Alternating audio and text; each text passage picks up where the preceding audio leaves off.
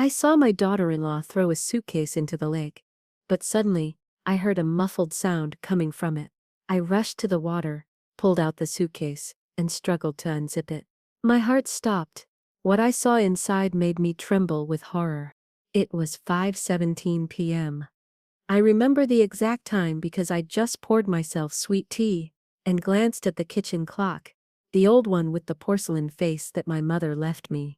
It kept ticking away as if nothing had happened, as if life was going on as usual instead of falling apart at the seams. I was standing on the porch of our house, the same one where I'd raised Chris, my only son, and which had become too spacious, too empty, too full of voices that were no longer there over the past 6 months, with Crystal Lake right in front of the windows. The lake lay still as glass, not a ripple. The air was warm and sticky, like before a storm, and I felt hot under my blouse even though I wasn't moving. And then I saw her. A silver car shot onto our dirt road from the highway, kicking up clouds of dust. Sienna, my daughter-in-law, my son's widow. She was driving like a maniac. The engine roared as if it were in pain. And I knew immediately something was wrong. Very wrong. I know this road. Chris and I used to walk it when he was a boy. Nobody tears over these bumps like that unless they're running from someone or from themselves. She slammed on the brakes right by the water. The car fishtailed, gravel spraying. The dust rose and tickled my throat. I coughed. My teacup slipped from my hands and shattered on the porch boards. I didn't care about it. I couldn't tear my eyes away. Sienna jumped out like a spring had launched her, wearing that gray dress, the same one Chris had given her for their anniversary. Her hair was disheveled, her face red like after crying or screaming or both. She yanked the trunk open so hard I thought she'd tear the door off, and I saw it. A suitcase. That same brown leather one, with the worn handle that I'd given her as a wedding gift. So you can carry your dreams with you wherever you go, I'd said then. Foolish and trusting. She barely managed to pull it out, her back bent, hands shaking. It was clearly heavy. She looked around quickly, guilty, frightened. That look. I'll never forget it. And she walked toward the water. Each step seemed to cost her, as if she carried the whole world on her shoulders or worse. Sienna! I shouted from the porch, but I was far away, or she didn't want to hear. She swung the suitcase once, twice, and on the third try she threw it. The splash against the water cut through the air. Birds scattered, water sprayed up, and immediately began swallowing the suitcase. At first it floated, rolling over. Then it started to sink. Sienna stood for maybe 2 seconds, watching, then bolted back to the car like the devil was at her heels. She started it on the first turn, tires screeched, and she was gone. Just dust and silence. I froze like stone. 10 seconds, 20, 30. My brain tried to fit the picture into neat compartments. Sienna, suitcase, water, that frantic rush in her movements. Something terrible. Despite the heat, a chill ran down my spine. My legs started running before my head decided. I took off. I hadn't run like that in years. My knees complained, my chest burned, but I didn't stop. From the porch to the yard, then to the road, my sandals slapping through the dust. The lake was close, maybe 90 yards, maybe less. I wasn't counting anymore. Every second stretched into eternity. I burst onto the shore completely out of breath. My heart pounded against my ribs. The suitcase was still bobbing near the edge. Waterlogged. Heavier, the leather darkened. I waded into the water without thinking. The water was cold, unexpectedly so. Painfully cold, rising to my knees, to my waist. The muddy bottom pulled at my feet. I almost lost a sandal, but grabbed the strap and pulled, heavy, as if stuffed with stones. Or don't think. I pulled harder. Hands shaking. Spray hitting my face. Finally, it gave. I dragged it through the wet sand and dropped to my knees beside it. My fingers caught the zipper. It wouldn't move, wet, jammed. I was tearing my nails. Come on! Come on! I whispered through clenched teeth. Tears blurred my eyes. I yanked once, twice. The zipper squealed and gave way. The lid flipped open, and the world stopped. I didn't scream. My hands automatically covered my mouth. Inside, wrapped in a soaked blue blanket, was an infant. Tiny, newborn, motionless. Purple lips, skin like wax, eyes closed. He wasn't moving. God, God, no! My hands shook so badly I could barely hold him. I lifted him like glass, light, cold, terrifyingly light. His little head fit in my palm. The umbilical cord was tied off with ordinary thread. Rough, not a medical clamp. That meant home birth, secret without help. No, no, no, not like this. I pressed my ear to his chest. Silence, emptiness. I brought my cheek to his nose and felt such a tiny breath that I thought I was imagining it. But it was there. It was there. He was breathing. Barely, but breathing. I stood up, pressing him to me. My legs buckled, but I held steady, and ran toward the house like I'd never run in my life. Water streamed off me. Clothes stuck to my skin. My bare feet bled on sharp pebbles. But I felt nothing. Only terror. Only the burning, inhuman need to make it in time. I burst into the house, screaming. I don't know what I was screaming. Maybe help. Maybe Lord. Maybe just sounds. With one hand holding the baby, the other I grabbed the phone and dialed 911. Letters and numbers swam before my eyes. The phone slipped from my wet fingers twice. 911? What's your emergency? A baby. I found him in the lake. He's not responding. Cold purple. Please, hurry. Try to stay calm. What's your address? I rattled off the address, stumbled, repeated it so they wouldn't mix it up. Place the baby on a flat surface. With one motion I swept everything off the table. Plates, papers, to hell with them. Gently dry with a clean, dry towel. Then wrap, keep warm. Paramedics are already on the way. I did everything she said. Bathroom, towel, warm steam. Back. My hands were clumsy, movements awkward. But I dried him, wrapped him. I pressed him to myself, warming him, rocking him in my arms without even realizing how something old, ancient, maternal just switched on by itself. Hold on, you hear me? I whispered into his little head. Hold on, sweetheart. They're coming, they're already coming. The minutes I waited for the sirens were the longest of my life. I sat on the kitchen floor, back against the cabinet, with him against my chest, and I sang.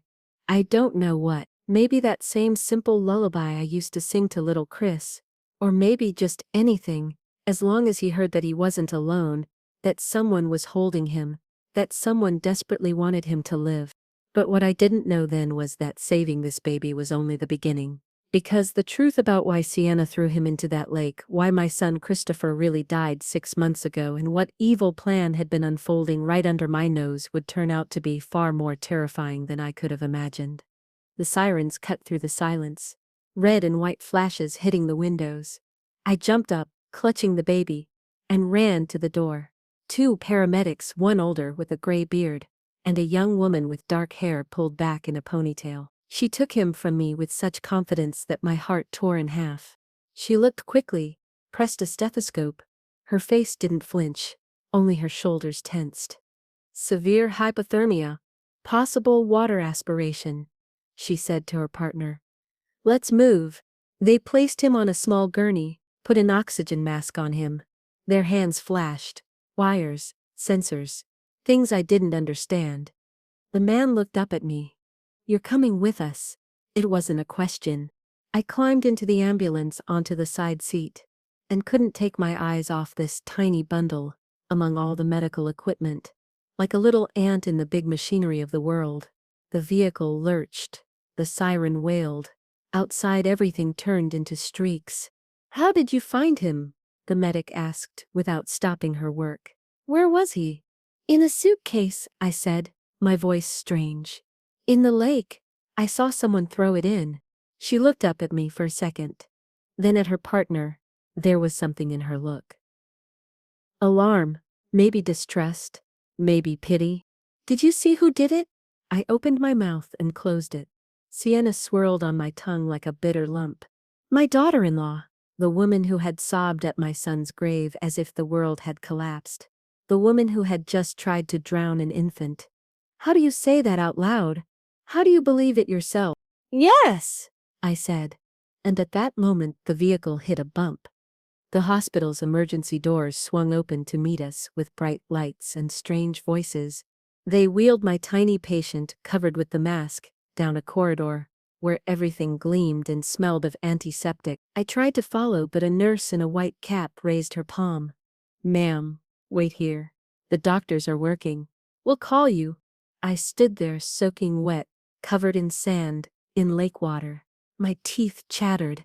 Then someone gently took me by the elbow and sat me on a plastic chair in a small waiting room. Cream walls, an artificial ficus in the corner, a kettle that was always boiling. A woman came in, around 60, kind wrinkles by her eyes. Name badge, Brenda, R. Let's go through everything step by step, she said quietly.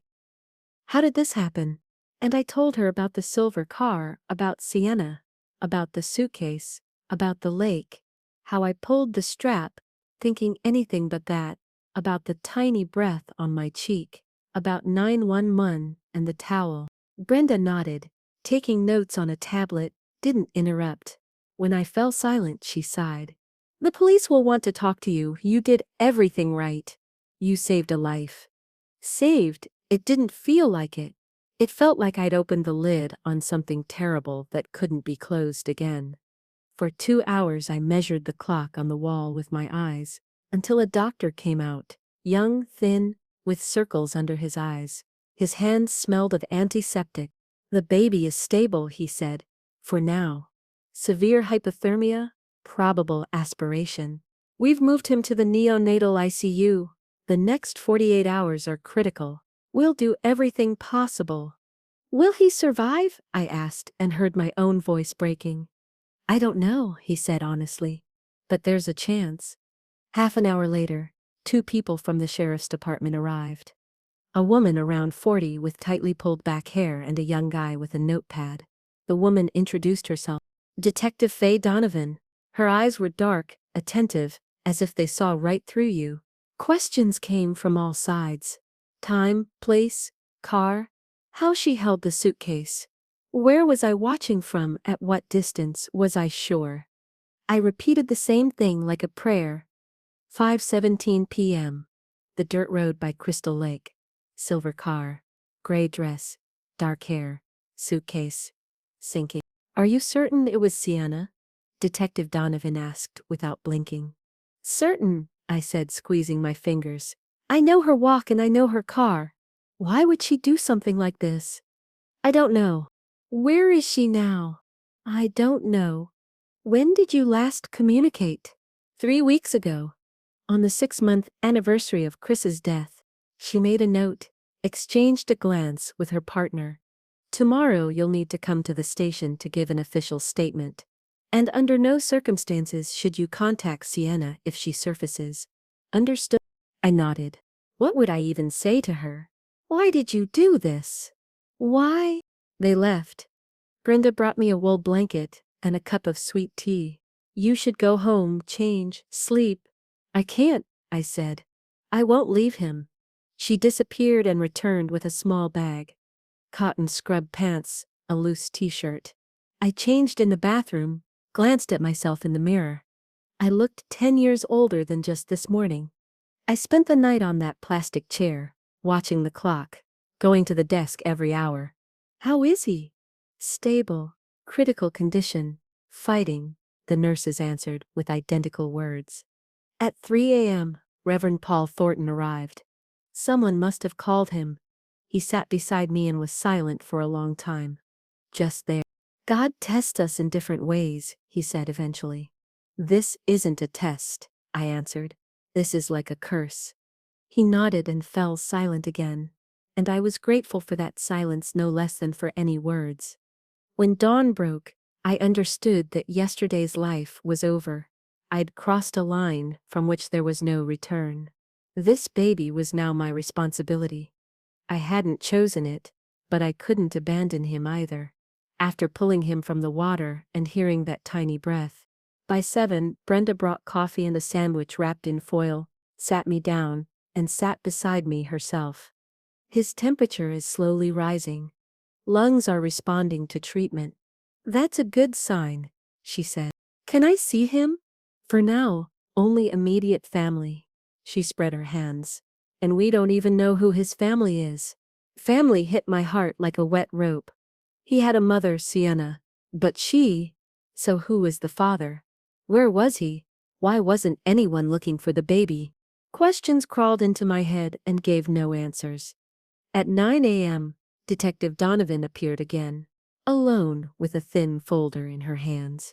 She sat across from me and looked at me like a doctor at an X-ray. Mrs. Henderson, I need to ask a few more questions, she said and opened the folder. Some inconsistencies have emerged. What? Inconsistencies?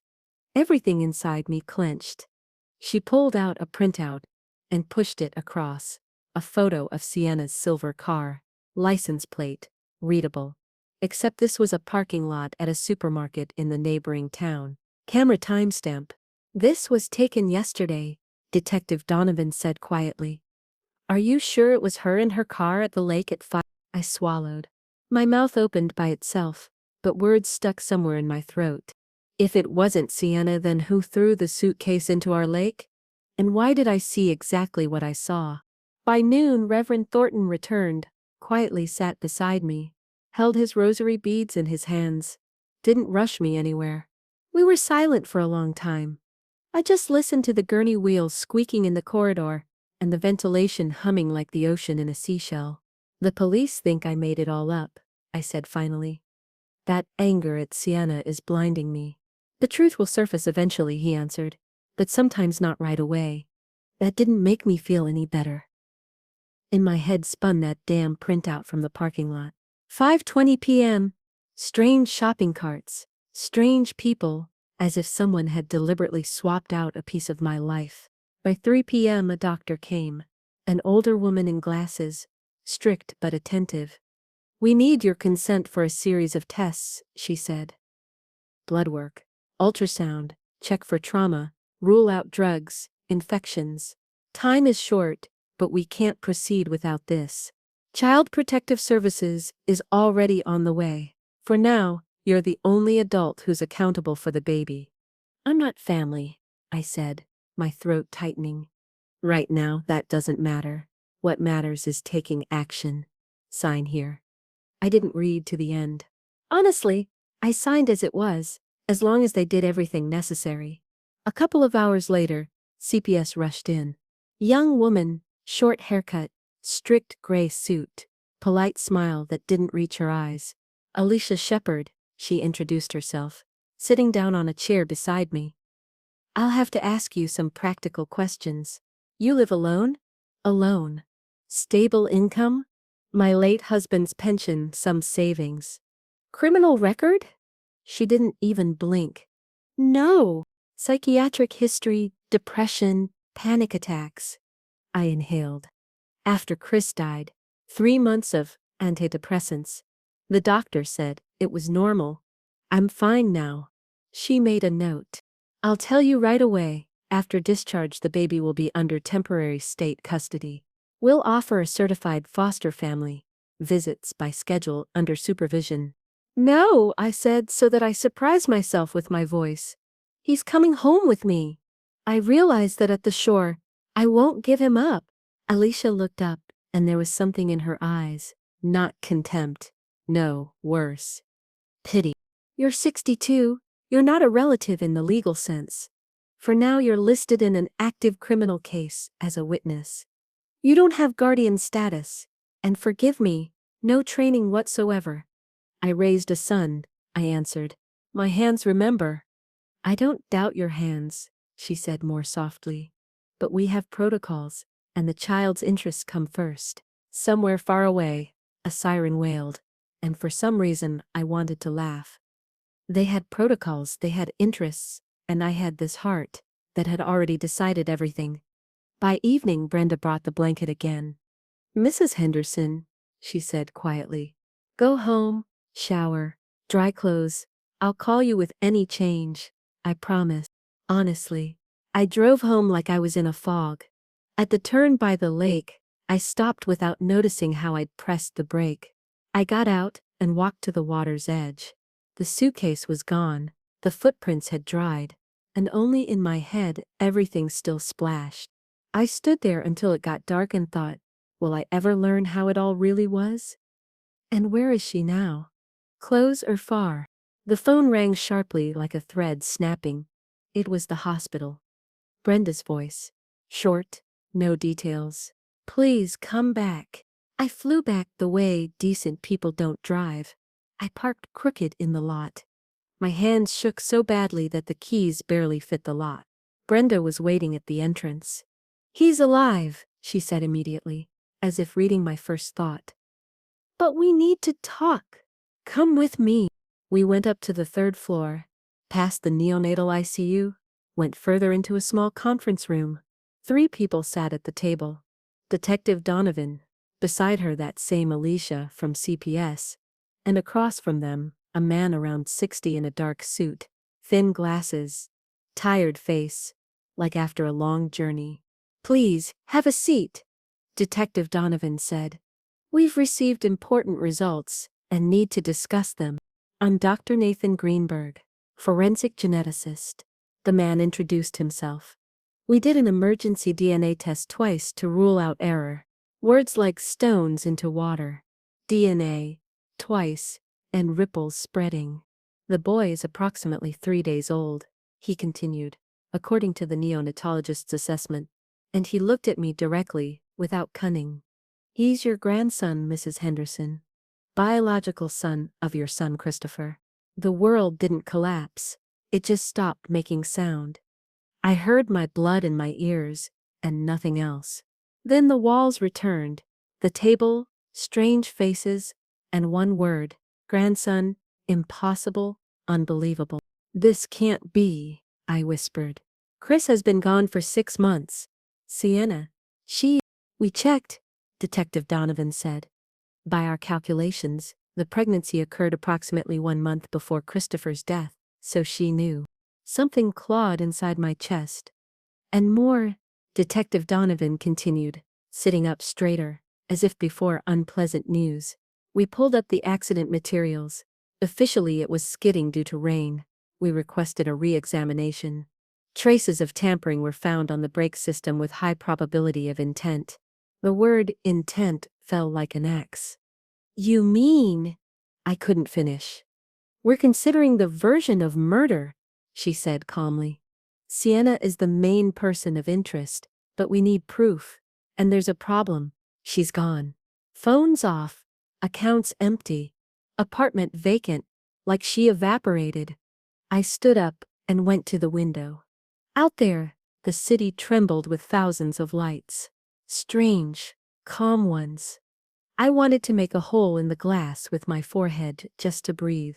"Chris," I said to the glass. "My boy." "We need any lid," Detective Donovan added, more softly. "Any person, address, place where she could be hiding. Who does she have among close ones?" I closed my eyes. In 3 years of marriage she'd told me almost nothing about herself. Empty space instead of a past. Suddenly, it surfaced. Once Chris mentioned an aunt up north, near the border, where Sienna supposedly lived as a child. "An aunt," I said. "North, closer to the border.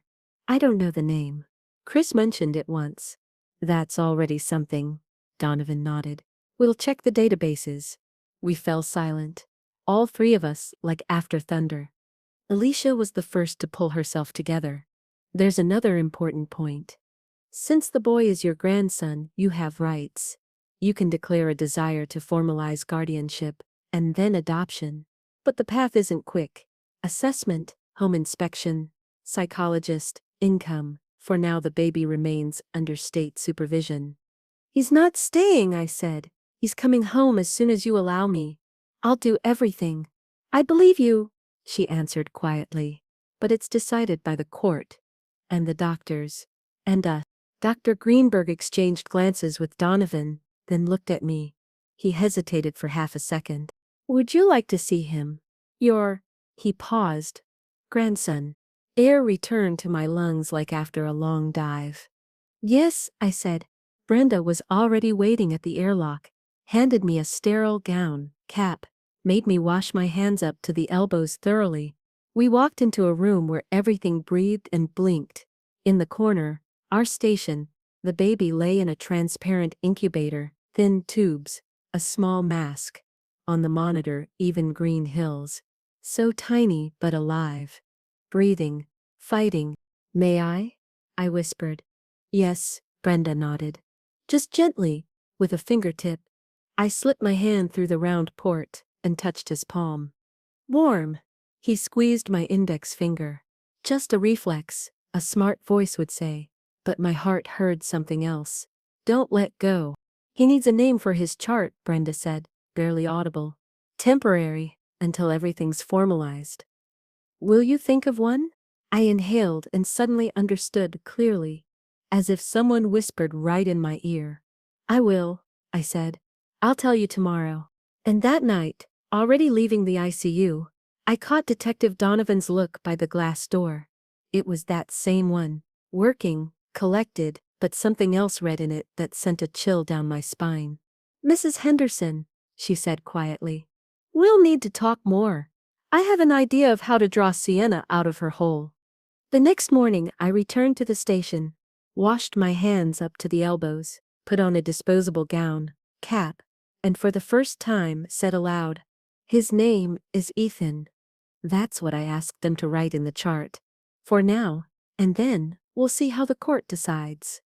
But for me, he's Ethan. Brenda nodded as if she'd been waiting for that name herself. It'll work. Quiet, warm. The day went through routine. IV, monitor, brief reports from neonatologists. And by noon, Alicia from CPS appeared with a folder like with a report card in all subjects. Mrs. Henderson, she sat beside me. Voice soft but dry. If you want to formalize guardianship, there are steps. Many steps. And she listed without blinking. Certificate of no criminal record. Medical commission. Psychiatrist, psychologist. Income verification. Home inspection report. 3 references, not from relatives. Child care course. 40 hours. 40. I just nodded. Whatever they said, I'd do it. I'll warn you right away, she added. Timeline from 6 weeks to 3 months. For now the baby is under state supervision, then temporary guardianship, and then the court will see. Fine, I said, though everything inside protested. Do it as required, and I'll do mine. From that day on, paperwork plowing began. I gave fingerprints, blood, went through a general practitioner and cardiologist psychologist. A young woman in glasses asked questions for 3 hours. How I grieved my son's death. Wasn't I trying to replace Chris with the baby? How did I feel about Sienna? I answered honestly. Not replace, but save. The house was inspected by 2 women from CPS. They walked through the rooms, looked in the refrigerator, measured windows, asked about a fire extinguisher, and evacuation plan. The need to buy list came out funny and bitter. Certified crib, changing table, bumpers, breast pump. Why not? Thermometer for formula, locks on drawers, outlet covers. Came to about $1,400. I took it from savings and sighed. Well, fine. I'll do without a new coat. Meanwhile, Brenda came almost every day. Taught me how to hold his head, change a tiny diaper, get formula temperature right not by eye but properly. My hands remembered, and my heart under this remembering seemed to grow younger. But when Ethan coughed, cold dread washed over me. What if I did something wrong? What if? On the 5th day, Detective Donovan came with news. She sat down, laid a thin folder on the table. We found the aunt up north, she said. Lives near the border. Hasn't seen Sienna in 2 years. They fought over money. She owed about $36,000. Also from Christopher's accounts. Salary, about $1 million a year. Stable. Life insurance, about $2.5 million. 4 months ago, the money landed in Sienna's account. 2 weeks later, it went offshore. We're working through FinCEN. It's not fast. I listened, and a hollow weariness grew in me when a puzzle comes together but you want it to fall apart. And the will, Detective Donovan said, and looked up.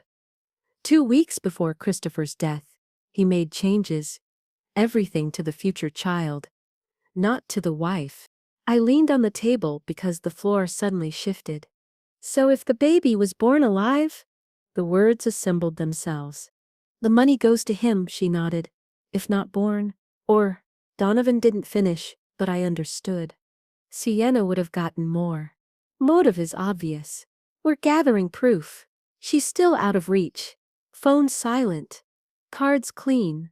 Apartment empty. Days flowed into weeks. Ethan grew stronger. They removed tubes one by one. He started breathing on his own, eating on his own, crying not like a mouse but like a person. Doctors shook their heads at how he pulled through. A miracle. I knew. Chris was holding him. I closed all points on the list. References clean. Medical commission. Health adequate for age. Psychologist wrote capable. House passed inspection again. Outlet covers clicked into place.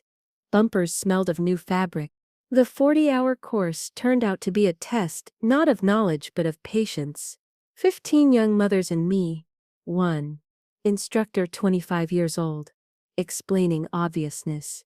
Don't shake the baby, feed on schedule. Water at proper temperature. I silently took notes because I didn't need paper. I needed the right to take Ethan home. Exactly 6 weeks after that day at the lake, Alicia came to the hospital with a slight smile. You've got everything collected, Mrs. Henderson. The judge will review documents next week. If everything works out, temporary guardianship in a couple weeks. In a couple weeks, I repeated, and inside something settled and simultaneously rose to my throat. Hang in there a little more, she said. We all see you're managing. That same evening, Detective Donovan called. Come to the station. Now. We found something important. I got there quickly, as if the road itself carried me. In the office desk, lamp, box, with Chris's belongings. Wallet, watch, broken phone. Faye looked at me briefly. We finally cracked the smartphone. Took a while. Pain in the neck. She pulled out an envelope, laid printouts on the table. Messages. 2 weeks before the accident. We need to talk. I know about the baby, Chris wrote. I don't understand what you mean, Sienna answered. I found the test. Why didn't you tell me? Several hours of silence. Then, I don't want it. I'm not ready. I don't want to be a mother. I want to live, travel, not sit with a baby. This is our child, Chris wrote. We'll manage. I'll help. Mom will help. I don't want help. I want my life. And the last exchange the day before the accident. I was at the lawyer's. If you decide not to have the baby, I'm filing for divorce. If you give birth and don't want to raise it, I'll seek custody. I won't let you harm my child. You'll regret this, she sent. And then emptiness. The next day, Chris was gone. Donovan laid another sheet on top of the printouts. Call logs. That week, Sienna called a private mechanic, Garrett Pierce, 3 times. We picked him up. First he kept quiet, then we showed him the transfers, $24,000 the day before. Promise of another 36 after. He confessed, tampered with the brake system. She asked him to adjust it. He had debts around $180,000. Now he's in custody as an accomplice. Warrant for Sienna's arrest and detention issued, but she's still gone. I sat staring at the paper like at a blade. Each word confirmed what I didn't want to know but knew in my heart. She planned everything. She killed my son because he was protecting his child. And now my grandson lay in ICU only because someone thought it was more profitable that way. What now? I asked, without raising my head. We're searching, Faye said. Her face is in all databases at stations, airports, hospitals have alerts. Someone will recognize her. Nobody disappears forever. I nodded. Believed not the words, but the tone. She wouldn't give up. I got home late, sat in the kitchen, stretched my palms around a mug of tea, and caught myself listening not to silence, but to how Ethan breathed in memory. The phone trembled on the table. Unknown number. And I suddenly understood that what came next wouldn't be about paperwork and certificates. I picked up the phone. Hello, I said. And in the receiver, first there was only breathing, then a voice that made my blood run cold. Dorothy, Sienna said. Guess who this is? I could barely hold it together, as if Ethan could hear. Where are you? I forced out. Doesn't matter. What matters is something else. I have what you need, and you have what I need. I don't need anything from you, I said. Don't be so dramatic, she chuckled quietly.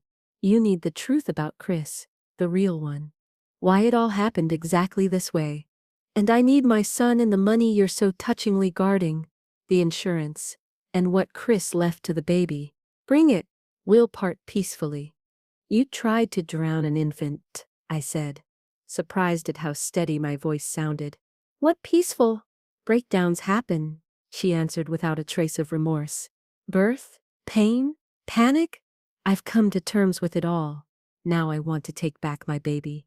And 6 million right now. I put the phone on speaker, fumbled to turn on the voice recorder. Heart pounding in my throat. Had to stall for time. How do I know you won't kill us both and disappear? I asked. You don't, she said easily. But it's your only chance. Meeting, where you and Chris used to fish. Old warehouse by the pier. Tomorrow exactly at midnight. Alone. If I see cops, I disappear and I'll still find a way to take the baby. I'm his mother. By law I have more rights than you. Sienna, I started. But the line already had short beeps. Connection cut. I sat for another second listening to my own breathing, then jumped up sharply, cradling Ethan so I wouldn't cry in front of him, and dialed Donovan with shaking fingers. She called. I said immediately. I made a recording. Sending it now. Excellent, Donovan answered. And in her voice for the first time in all these days sounded brief, satisfied yes. This is what we needed.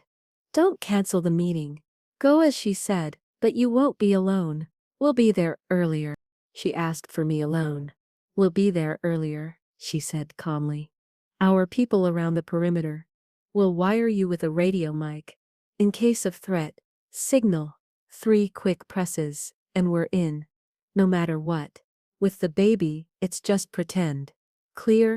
Clear. I covered my eyes with my palm. Counted to 5. I agree, just make sure Ethan is safe. Ethan will be with Nurse Brenda. We'll place them separately. No one mentions the address. Different routes. We've thought everything through. The words about thought through warmed me a bit, but the fear didn't leave. It just sat beside me and watched. The day dragged like rubber.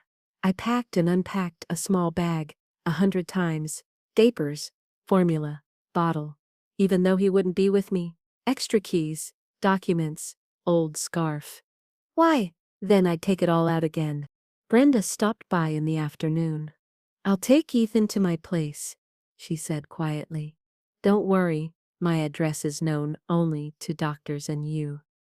I'll turn off all notifications, but keep the phone in my hands. If anything, immediately. Not if, I corrected. Nothing will happen. She smiled the way people smile when they're not sure, but want to support. Nothing. By evening, 3 people came, 2 men and a woman in civilian clothes, short jackets, neat bags. They greeted me dryly. No introductions. They spread out a map of the area on my kitchen table. Pier, warehouse, approaches, dark patches of vacant lots. 3 main entrances, the younger man said. We'll block the side and back. Leave the main one clear. You go in at midnight sharp. Our positions here and here, he pointed to roofs of neighboring buildings. Closed radio channel, constant communication.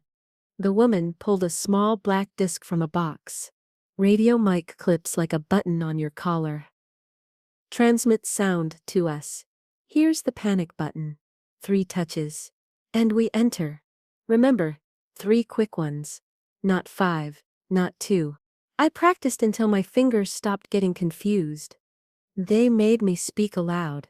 Different phrases, whisper, shout, cough. Tested the mic. Tested me. If she asks about the baby? I asked. Say he's in the car, the woman answered. Let's talk first. Explain why you did all this. People like that love to talk about themselves. Let her talk. We need her words and to see where her hand goes, where the weapon is. Don't argue, don't accuse, just stall for time. She might not be alone, the older man said. We scanned the area. Movement is minimal, but there's no guarantee. Look around, and most importantly, no heroics. Signal and we're in. I nodded and only then realized I didn't hear my own yes. I sat and thought about how Chris, as a boy, was afraid of the dark. And I'd turn on a nightlight for him, shaped like the moon. How dark it would be in that warehouse. How I'd go in there alone. At 9 p.m., Brenda came for Ethan. I packed for him like he was moving to the other side of the world. Spare onesies, socks, his favorite soft blanket with little clouds. I'll call, she said, pressing him to herself. And you call. I kissed Ethan on his soft crown, breathed in that warm, milky, tearfully dear scent. My sweet boy, I whispered. Grandma will be back soon. When the door closed behind them, the house became quiet, like a stranger's. I walked through the rooms, felt for light switches, checked windows. Even that was part of the ritual of I'm in control. In the bathroom, I washed my face, changed into dark jacket, comfortable sneakers, nothing extra. On the collar, a small black disc. I touched it with my fingertip. 3 quick ones. I rehearsed to myself like a prayer. At 10:30, Donovan called. We're moving out. Our people are already there. You leave at 11:15. Turn off headlights on approach. Park here. She dictated the landmark. Remember, you're not alone. I hear every word. Okay, I said. My hands stopped obeying only for a minute. When I was locking the door, I closed both locks, ran my palm over the wood, like saying goodbye, and went to the car. The road was familiar, one of those nights where engine sound seems too loud. On the approach to the lake, as they asked, I turned off the lights. Darkness took the car like water. 12 to point. A thin voice sounded in the earpiece, almost a whisper. Arrival in 5. I hear you, I answered, surprised at how calm I sounded. The parking lot by the old pier was empty. Wind bent the grass. Warehouses stuck out like black boxes from the shadows. I parked the car as we'd drawn on the map and sat for a while, gripping the steering wheel until my fingers turned white. In my chest stirred something small and stubborn. Fear, yes, but beside it, another thing. Determination. The phone vibrated in silent mode. Unknown number. Text. Come in alone now. I took a deep breath, checked the collar, pressed my palm to it. 3 touches and the world would burst inside. But not yet. Not time yet. I'm ready, I whispered into the void. I opened the car door. The night smelled of dampness and iron. Each step on gravel sounded like I was stepping on drums. The main entrance to the warehouse was ajar. A black slit like a mouth. I put my palm on the cold handle, heard Donovan's whisper in my ear. Easy, we're nearby. And I pushed the door. Inside it was almost black, only lunar tears through broken windows, and the smell of damp iron and old wood. The door behind me wheezed, creaked and quieted. I took several steps, letting my eyes adjust. Heart beat in even rhythm so my hands wouldn't shake. I squeezed my fingers on the bag strap. Close it, she said from the darkness. I pushed the door with my hip. An echo clicked, and silence hung again like a wet rag. My eyes finally cut through the gray middle of the warehouse, and I saw Sienna, thinner than she'd been, hair cut short and bleached. She wore dark jeans and a hoodie, but the posture was the same, chin slightly up, as if looking down on everyone. "You came," she said, as if surprised. "I thought you'd chicken out." "You wanted me alone," I answered. "I'm alone. Where's the baby?" "In the car." I took a breath as they taught. "First, explain. Why did you do this? Why Chris? Why the lake? Why the suitcase?"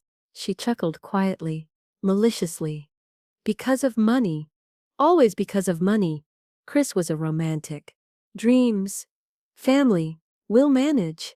But I wanted to live. Trips. Restaurants. Clothes. The plan was simple. 5 years of marriage and divorce. Half mine, but then this pregnancy. And he, oh yes, rewrote everything to the future child. So I had to change the scheme." He goes, "I get insurance." Baby goes, "I get the rest." I listened and kept my voice level. "You hired Garrett. For pennies." She shrugged. 24 up front, the rest later. He was gambling his life away. I got him on the hook. He crawled under. I took Chris to dinner. Rain turn. All as needed. And then the suitcase. Crystal Lake. "Beautiful, isn't it?" She smirked. "Poetic. Family place." Circle closed. Somewhere above us, the wind quietly rustled. In my ear the ether crackled, and Donovan's barely audible voice said, "Keep going. We have time." I nodded to myself. "You gave birth alone," I said. "In secret. Umbilical cord tied with thread, not a clamp. Rented a cabin for cash. Baggy clothes and I don't live here.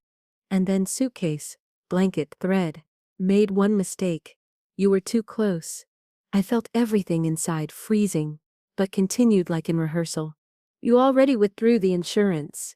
What Chris left to the baby, you want in cash?" "I don't care how. Main thing is now. 6 million and the baby in my hands." She leaned forward slightly. "And we part ways. You'll live with a clear conscience." Saved the grandson, gave him to his mother. "Everyone's happy." "Mother," I repeated, and for the first time let my voice tremble. "A mother doesn't throw an infant into water." "Enough," she waved sharply. "You have no idea what panic is." It was a breakdown. Now I want to fix everything. "Where's the baby?" She stepped forward, and I saw how something black flashed under the hoodie. A gun appeared from the sleeve like a mouse from a crack, and immediately pointed at my chest. Smelled of cold metal. "Last time asking," she said quietly. "Where is he?" In my ear again a whisper crackled. "Careful. Weapon. Don't argue. Stall." I slowly raised my palms as if calming someone invisible. "He's in the car," I said. "I want to understand before." "Understand?" Sienna smirked. "What to understand? That your son was a fool? That he put a stranger's life above mine? He went to lawyers. Threatened custody. Wanted to break my future. I just took back what's mine. Now the baby and money. Say it quickly." "Say it out loud," I asked. "You wanted Chris to die. You wanted to drown your own son." She looked straight at me without blinking. No shame in her voice, only dry accounting. "Yes," she said. "And you think I'll cry? I do what's necessary. Smart people live like that." In that second I understood I had no more words to negotiate with her. Only the button. I lowered my eyes as if searching in my pocket for keys, and with my fingertip found the tiny disc under the collar. 1. Clicked in my ear. 2. 3. "You won't get him," I said quietly, and looked straight into her eyes. "Never." Silence stood like a wall. I only had time to see her finger twitch. A flash tore through the darkness. The blow to my shoulder was hot, like boiling water, and blunt like a sledgehammer. It spun me around. I fell on my back. Air flew out. The world lurched. And immediately, as if tearing fabric, the warehouse filled with light, side doors banged open. "Down! Weapon!" On the floor. Roared. Harsh steps, rigid commands. Sienna jerked. I managed to see her move the barrel. either in my direction again or toward the light, and the gun fell, hit, bounced, and rolled. They threw her down on concrete, pressed with a knee. Metal snapped on wrists. She screamed. Curses poured out like empty nuts, but no one was listening anymore. A face appeared above me. Helmet, black mask, attentive eyes. "Hold on," someone said. "Target 1 detained. Medics to entrance." Donovan's familiar voice boomed in my ear. "Mrs. Henderson, do you hear? It's me. We're here. Give me your hand." A strange laugh escaped. Hoarse, wheezy. "Did you get her?" "Got her. Everything recorded. Everything." Blood flowed in hot streams into my sleeve. Someone pressed a tight roll to my shoulder. It became painful, properly, bearably. I tried to breathe deeper, counted on inhale. 1, 2, 3. Somewhere very close steps clapped. Someone called for stretchers. "Quickly." "I'm holding pulse," another voice said. "Blood pressure dropping. Let's go." They carefully lifted me, laid me on something rigid. Straps clicked on chest and thighs. A cold needle pricked my neck. A warm wave ran through my body. It became easier, as if someone removed a stone from my chest. I turned my head. There on the floor her profile flashed, distorted, alien, and her look empty as into glass. "Ethan," I whispered. "Brenda says everything's fine," Donovan answered. And for the first time I believed her, not with my mind, but with my body. "He's safe." They wheeled me to the exit. Night air hit my face, damp, with the smell of water and grass. The ambulance siren was so loud that the world remained only of 2 sounds. That wail and the sound of wheels on uneven threshold. "Hold on, Mrs. Henderson," the paramedic said and leaned closer. "Bullet went through muscle. 2 fingers from the heart. We'll make it." I tried to smile. Light blinked like a bulb, and for a moment it became dark again. I squeezed my eyes shut so as not to lose this narrow bridge by which I could still cross to Ethan, home to our yellow bumpers. And in that second, on the border of darkness and light, when the ambulance jerked and rushed forward, my phone vibrated in my pocket briefly, insistently, like a signal from another life. But I was already being wheeled into the ambulance, and the world became a narrow corridor of light, siren and pain, that either receded or rolled in like a wave. At the turn I still exhaled. "Just let Ethan be okay," and fell through. I woke up in a ward. White ceiling, quiet beeping of monitor, shoulder wrapped in tight pain, as if they'd inserted a hot spoon there. Beside me sat Brenda with Ethan in her arms. Seeing I'd opened my eyes, she smiled the way you smile at your own. "Look who missed you," she said, and leaned closer. "Everything's fine here. He's okay. And you're stitched up neatly. Hurt much?" Tongue rough, voice alien. "Badly. Went through muscle. Didn't reach the heart," answered the doctor who appeared. Dry, confident. "You'll live. Couple days observation. Then rehab." I took Ethan with my left, healthy forearm, propped my elbow so I wouldn't shake. He snuffled, moved his little fist, buried his forehead in my chest, as if checking, was it me? I closed my eyes to cling to this feeling. Warm, alive, mine. An hour later, Donovan came, tired but with such a straight back as if held by a steel rod. "How are you?" she asked. "Alive," I said. "Main thing, tell me. Is Ethan safe?" "Right away." Sienna detained. "Weapon confiscated. Recording of the conversation with you is clean. Motive, confession, sabotage details. Murder investigator already connected. Attempted murder of child and you. Separate episodes. Trial will be long, but it's already moving." She said, all this specially. Words went slower than thoughts, as if bragging. People like that often brag. Donovan answered calmly. "In detention now. Garrett's giving testimony. Confirms brake tampering. We collected what was missing."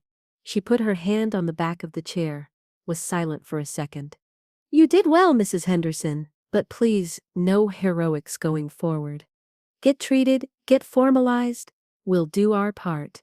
Days flowed viscously, but not meaninglessly. Shots, bandages, physical therapy, breathing exercises. Brenda came almost every day, showed how to hold Ethan with one hand when the other was in a sling, how to burp him, how not to pull the shoulder unnecessarily. Reverend Thornton brought compote and homemade pies from a parishioner, one at a time so you're not overwhelmed. A neighbor from down the street stopped by with a container of soup. For starters, you don't need to be cooking. Alicia from CPS appeared on the third day after surgery with a new stack of papers. Regarding Sienna's case, we won't trouble you without investigation request, she said businesslike, leafing through. But regarding Ethan, breathe out. All reports are with the judge. Doctors write that under your supervision the child is stable. Home inspected. Course closed. Court hearing on temporary guardianship Tuesday. Can you make it? I can, I said, even on one leg. Don't need one leg, she smiled, with her eyes. For the first time. Need as is. And more. She raised a finger without extra emotion. Speak evenly in court. Answer briefly. You've already done everything. I nodded and suddenly realized how much I wanted not to cry but to exhale. Because I wasn't dragging all this alone. Everyone was nearby. Each in their place. People were holding. They discharged me under signature and careful handling of shoulder joint. The first night home I barely slept. Not from pain but from silence. It seemed danger rustled behind every wall. I walked through rooms, straightened the lamp by the crib, checked sensors on windows, sat on the edge of the bed, and put my palm on the bumper. That same yellow one. Brenda and I installed, laughing at the instructions. In the morning we went to court. I wore my best suit, the one I'd worn at Chris's funeral, and thought superstitiously that I needed to remake it for new life. Let it remember not only black days. The courtroom was small. Light from the window hit the judge's table. Seal on the wall. The judge, a woman around 50, looked direct, without coldness. Beside her CPS representative Alicia leafing through folders. On the other side, hospital lawyer with brief remarks about the child's condition. Behind sat Reverend Thornton, quietly nodded to me. I stood as required when they called our name. The judge read each paper with feeling for a long time, as if it wasn't paper but someone else's life that mustn't be torn. Then she looked up. The case is complex, the woman said. A 62-year-old woman requests temporary guardianship of a newborn. Moreover, she's the one who saved this newborn, risking her own life. She paused, and I felt a lump rising in my throat. I've reviewed the medical conclusion. Satisfactory condition of the guardian for her age. Psychologist approved. Home compliant. Course completed. The child is the applicant's grandson. Mother in custody. She's under investigation for several serious charges. The child needs stability, a close adult, and safe environment. She looked at the papers again, put down her pen, folded her fingers. In the hall it became so quiet I heard paper rustle under her palm. Alicia sat without breathing. Reverend Thornton crossed himself barely noticeably. Taking into account the above, the judge began, and held another pause, as if giving us a second to catch up with the meaning. The court rules. The judge still didn't rush with the final phrase, laid her palm on the sheets, looked over her glasses. Rules to place the child under temporary guardianship of Dorothy Henderson for 6 months. Monthly CPS visits, medical service reports, psychological support. After the term expires, repeat hearing with possibility of extension, permanent guardianship, or adoption. The gavel clicked. Good luck, Grandma. I didn't cry, as if air returned to my lungs and I could breathe like a human being. Alicia, from CPS, squeezed my elbow. You did it. 3 days later, Brenda and I were buckling Ethan into the car seat. She explained once more about formula temperature, about sleep, about warning signs. I drove 20 on the straight, afraid of every pothole. At home we sat on the carpet in his new room, yellow bumpers, mobile with clouds, and just sat. He moved his fingers, looked at the ceiling, and I was learning to hear his breathing, not with my ear, but with my skin. The first week was hard. I'd forgotten what it's like when night divides into 3-hour segments. When you're washing a bottle and suddenly realize you haven't eaten since morning. When your shoulder aches from the incision, but you still pick him up with your left arm because you can't use the right. Brenda came every other day, showed little tricks, how to do tummy time, how to help with gas, how to distinguish I'm hungry from I'm scared. Reverend Thornton brought an icon, quietly placed it on the shelf, without pushiness, just so it would be there. Neighbors, 3 of them, brought a pot of cabbage soup. Don't argue. Take it. The investigation dragged on for months, as it should. Examinations, confrontations, accounts, printouts. The recording from that warehouse, confession, Garrett's testimony, repeat brake system examination, financial monitoring of money, everything went into the case. When trial started, I was already calmly wheeling the stroller to the clinic, knew the pediatrician by name, and could assemble the sterilizer without looking. I didn't go to sentencing. I had someone to hold in my arms. Then Donovan called herself. Verdicts in total 28 years general regime colony. Confession, greed, special danger. There'll be an appeal, but essentially it's for a long time. I nodded silently into the phone, though she couldn't see. There was no sweetness in it, only silence in which someone had finally put a period. 6 months later we were in that same courtroom. The judge flipped through fresh reports, looked up at me. Child developing, home compliant, guardian managing, and already without pauses, approve permanent guardianship, permit adoption at applicant's wish. Yes, I said. I want to. Papers took another couple weeks. We came to vital records together. Me in my court suit, Ethan in a light cap. Documents, signatures, new entry in the book. On the way out we sat on a bench. He laughed toothlessly. Suddenly, as if understanding something, I kissed him on the forehead. Home, son. What followed was life. Not a movie. Morning lines at the doctor. Baby massage. Onesies on the radiator. Batteries ripped out of a toy in the middle of the night because the music drove you crazy at 4 a.m. My shoulder joint with physical therapy and patience. I learned not to jump at every sound outside the window. Brenda became almost family. Sometimes came without calling, just with soup and let me take him for a walk, and you sleep. Reverend Thornton came with apples, and once said very simply, "You're not doing saintly work, you're doing ordinary work, but ordinary is the hardest." I told Ethan about his father early and simply. Dad Chris was kind and brave. He loved you before he even saw you.